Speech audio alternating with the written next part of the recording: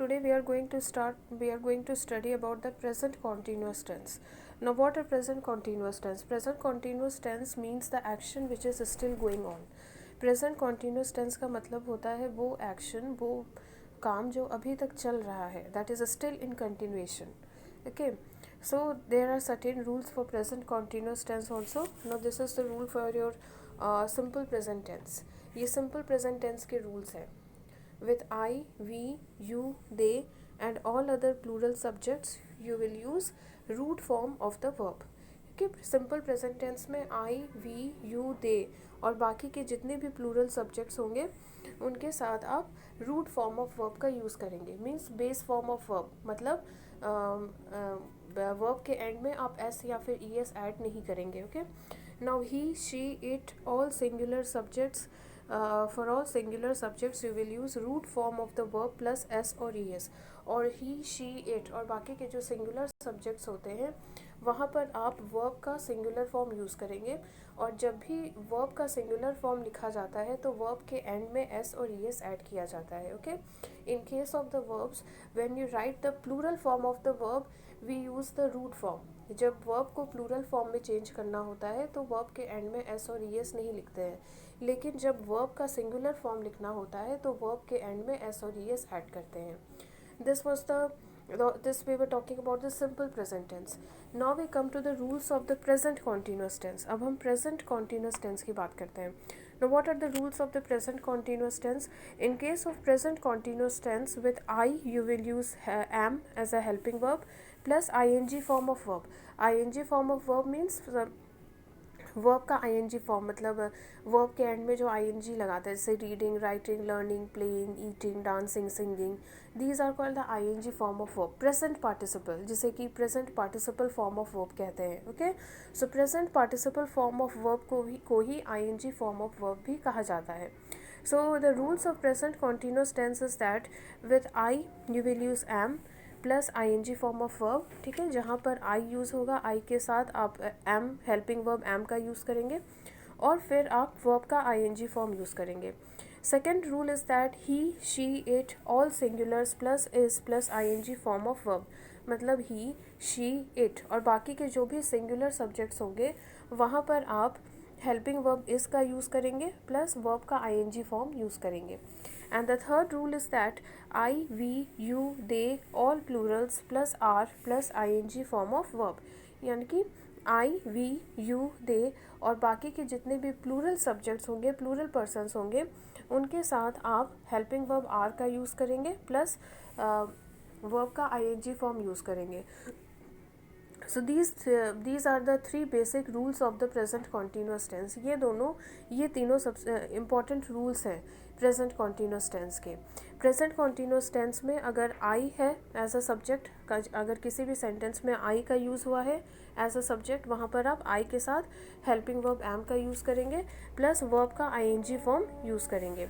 Second rule is that he, she, it और बाकी के जितने भी सिंगुलर सब्जेक्ट्स होंगे, तो जहाँ पे भी सिंगुलर सब्जेक्ट होगा वहाँ पर आप सिंगुलर सब्जेक्ट के साथ हेल्पिंग वर्ब इस का यूज़ करेंगे और वर्ब का आईएनजी फॉर्म यूज़ करेंगे आप. And the third rule is that I, we, you, they और बाकी के जितने भी प्लूरल सब्जेक्ट्स होंगे या जहाँ कहीं भी जो नाउन है वो प्लूरल होगा, जो सब्जेक्ट है वो प्लूरल होगा, तो आई, वी, यू, दे और बाकी के जितने भी प्लूरल सब्जेक्ट्स होंगे वहाँ पर आप हेल्पिंग वर्ब आर का यूज़ करेंगे और उसके साथ में आप वर्ब का आईएनजी फॉर्म यूज़ करेंगे. सो these are the three basic rules of the present continuous tense. Now we move on to the exercises. अब हम एक्सरसाइजेस पे आते हैं. Complete the following sentences by using the present continuous tense of the verbs given in the brackets. इसमें क्या करना है आपको कि ब्रैकेट में वर्ब दिया गया है, इन वर्ब्स को आपको प्रेजेंट कॉन्टीन्यूस टेंस में कन्वर्ट करके फिलअप्स में लिखना है. Okay, now I have written the answer. Okay, she dash gracefully. Okay, verb is dance. अब यहाँ पर आप इसको अगर आपसे कहा जाए कि इसको प्रेजेंट कॉन्टीन्यूस टेंस में लिखो तो सबसे पहले तो आप सब्जेक्ट देखेंगे. यहाँ पे सब्जेक्ट क्या है? शी, यानी कि सिंगुलर सब्जेक्ट है. तो सिंगुलर सब्जेक्ट के साथ हेल्पिंग वर्ब कौन सा यूज़ होगा? इस. ठीक है, तो सबसे पहले आप हेल्पिंग वर्ब इसका यूज़ करेंगे सिंगुलर सब्जेक्ट के साथ और जो वर्ब है डांस, इसका आईएनजी फॉर्म होगा dancing. So the answer will be is dancing. Similar way, the second question, the dog dash at the stranger and verb is bark. ठीक है.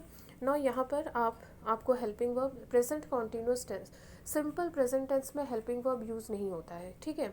लेकिन बाकी के जितने भी टेंस के फॉर्म्स होते हैं उसमें हेल्पिंग वर्ब्स यूज़ होता है. You remember this.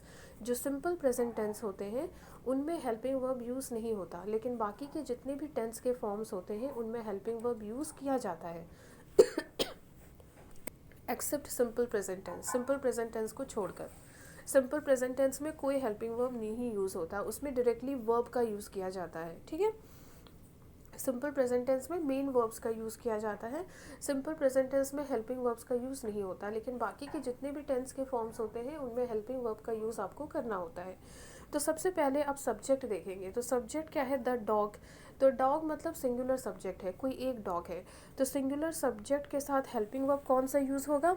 इज़. तो सबसे पहले आप हेल्पिंग वर्ब इज़ लिखेंगे. फिर जो वर्ब है बार्क, इसका आईएनजी फॉर्म होगा, बार्क का आईएनजी फॉर्म होगा बार्किंग, तो वो आप लिख देंगे. तो आंसर हो जाएगा is barking. Similar way the third question is the maid servant dash the floor and the verb is mop. Okay. Now सबसे पहले तो आप सब्जेक्ट देखेंगे. The maid servant means only one servant is there, यानी कि सिर्फ एक नौकरानी है. तो सिर्फ एक नौकरानी है मतलब सिंगुलर हुई. तो सिंगुलर सब्जेक्ट के साथ आप जो हेल्पिंग वर्ब यूज़ करेंगे वो भी सिंगुलर होगा, यानी कि इज़ होगा. इज़ का यूज़ जो है वो सिंगुलर सब्जेक्ट के साथ किया जाता है.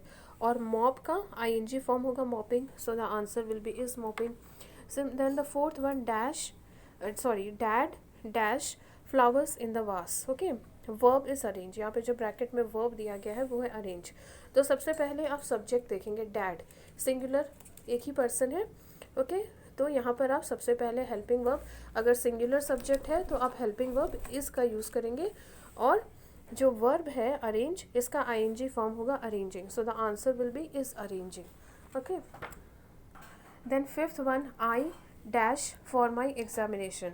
Verb is prepare. ठीक है ना. यहाँ पे सबसे पहले हमने अभी पढ़ा ना रूल्स में कि आई के साथ हम हेल्पिंग वर्ब एम का यूज़ करेंगे, और जो वर्ब होगा उसका आईएनजी फॉर्म यूज़ करेंगे. तो प्रिपेयर का आईएनजी फॉर्म ऑफ वर्ब होगा preparing. Then sixth one, Mr and Mrs Rai dash us tomorrow. Verb is visit. ठीक है. तो यहाँ पे मिसेस एंड मिस्टर राय यानी कि प्लूरल हो गए, एक से ज़्यादा हो गए, दो पर्सन है. तो अगर दो पर्सन है मतलब प्लूरल है. ठीक है. तो अगर सब्जेक्ट अगर प्लूरल है तो वहाँ पर हम हेल्पिंग वर्ब आर का यूज़ करेंगे प्रेजेंट कॉन्टीन्यूअस टेंस में. ठीक है.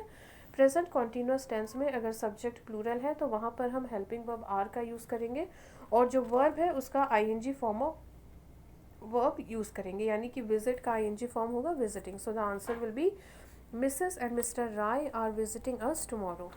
Next is she dash to USA next week and the verb is fly.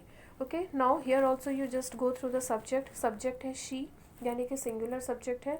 तो singular subject के साथ helping verb is का यूज़ करेंगे, और जो verb है fly इसका ing form यूज़ करेंगे. So the answer will be is flying. Okay. Now the next question is grandpa dash television. Okay. Verb is watch. Verb है वॉच. तो सबसे पहले आप सब्जेक्ट देखेंगे. ग्रैंडपा सिंगुलर, एक ही पर्सन है. तो अगर सिंगुलर सब्जेक्ट है तो फिर आप हेल्पिंग वर्ब इज़ का यूज़ करेंगे, और जो वर्ब है वॉच इसका आईएनजी फॉर्म होगा watching. So the answer will be is watching. Then the ninth one, we dash tired and the verb is feel. Okay. So first you will go through the subject. यहाँ पे subject है we. We का मतलब we means हम. Okay. Now we का मतलब होता है हम.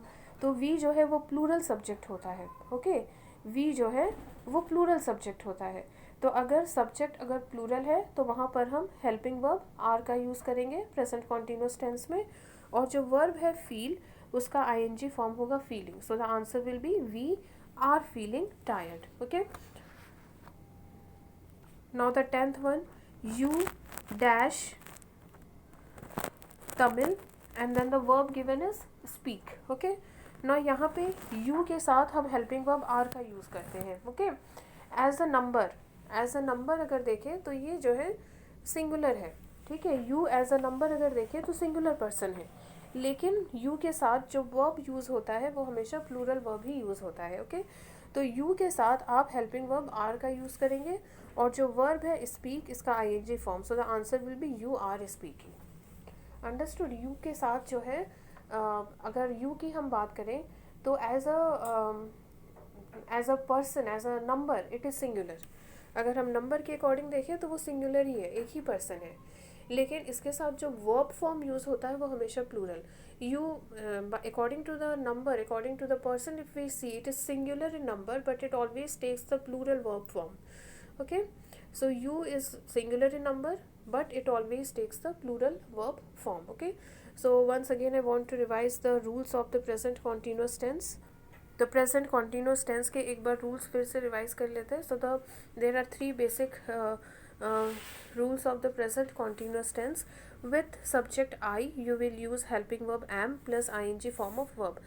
अगर किसी भी सेंटेंस में I as a subject use किया गया है तो आई के साथ आप हेल्पिंग वर्ब एम का यूज़ करेंगे प्लस वर्ब का आईएनजी फॉर्म यूज़ करना होगा. Second rule is that he she it all singulars plus is plus ING form of verb. He she it और बाकी के जितने भी सिंगुलर सब्जेक्ट्स होंगे, जो भी सिंगुलर सब्जेक्ट्स होंगे, तो सिंगुलर सब्जेक्ट्स के साथ आप हेल्पिंग वर्ब इज का यूज़ करेंगे प्लस वर्ब का आईएनजी फॉर्म यूज़ करना होगा. Third rule is that I we you they all plurals plus are plus ING form of verb. मतलब आई वी यू दे और बाकी के जितने भी प्लूरल सब्जेक्ट्स होंगे उनके साथ आप हेल्पिंग वर्ब आर का यूज़ करेंगे प्लस वर्ब का आईएनजी फॉर्म यूज़ करेंगे. ओके, सो टेंस में सबसे पहले आपको सब्जेक्ट देखना है कि वो सिंगुलर है कि प्लूरल है. According to that only you have to make the changes in different tenses. Okay, so do all these exercises in your English grammar copy. ये जितने भी एक्सरसाइजेस आपको भेजे जाएंगे इन्हें आपको अपनी इंग्लिश ग्रामर के फेयर कॉपी में लिखना होगा. You have to write it in your English grammar fair copy. Okay.